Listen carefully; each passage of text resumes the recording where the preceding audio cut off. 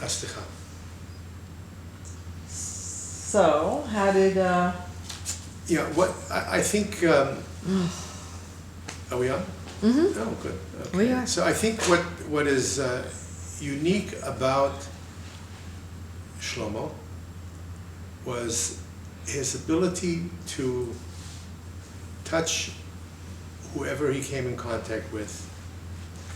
I remember at one of the concerts in the early 70s in my congregation in Santa Rosa, California. It was during the shortage of fuel, and people were buying fuel after hours in gas stations. They lined up. If you knew the owner of the gas station, you were able to get gas. But we had a fuel crisis. And somehow Shlomo was late coming to the concert. He was delayed by over an hour. He finally came to the congregation. There were 1,000 people sitting there waiting for him. Meanwhile, I had to talk about Chassidut extemporaneously for over an hour as an introduction while people are sitting and fidgeting around waiting for Shlomo. Finally, Shlomo arrives with an entourage of people. Now, this was before cell phones, so we had no way of knowing where he was or what was going on.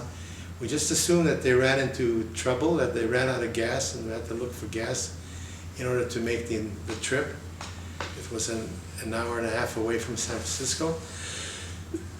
So as Shlomo finally arrived at the concert an hour and a half late,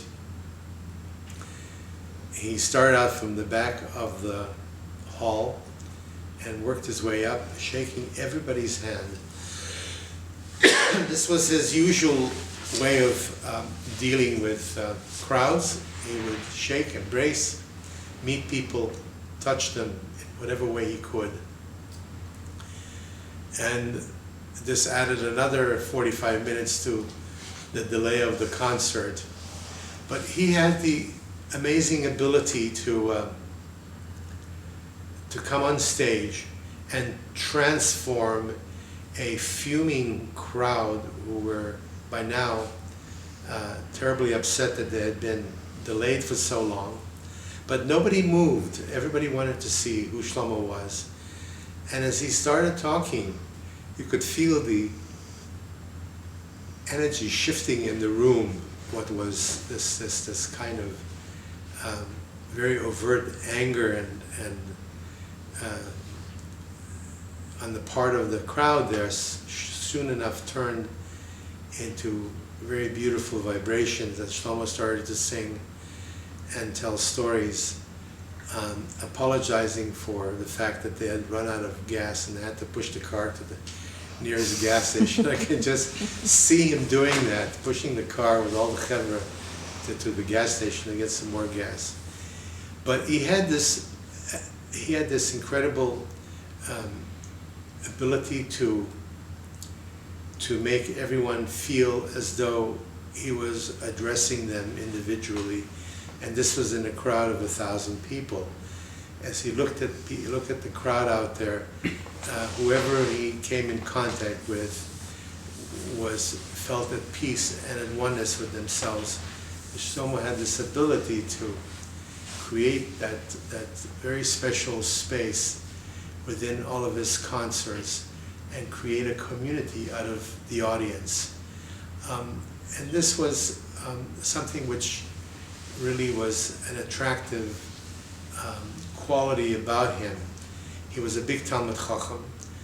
He never went to any concert without having several sforim, several books in tow, which he brought onto the stage and which he looked inside and taught from. It was Chassidut, it could have been from the Alexander, it could have been from the Ishbitz, it could have been from the Besht. He brought this forum with him, and learning and teaching in these concerts was a part of the presentation, a part of the musical presentation. And this was very attractive to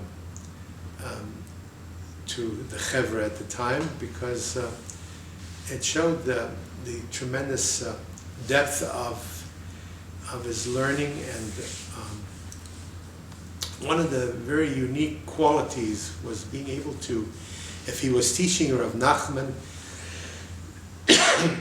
it was Ki'ilu, he became Rav Nachman. He became an extension of the teaching. He became Rav Nachman. If it was Ishbitz Torah, which he introduced me to, he became Ishbitz. If it was talking about Rav Kook in Eretz Yisrael, he was the personification of Rav Kook at that moment, and that was one of the beautiful qualities about his teachings. He personified the very rebbes that he would teach about, and it made it much more alive, and it made it much more tangible and understandable to us. He also had a tremendous relationship with the living rebbes.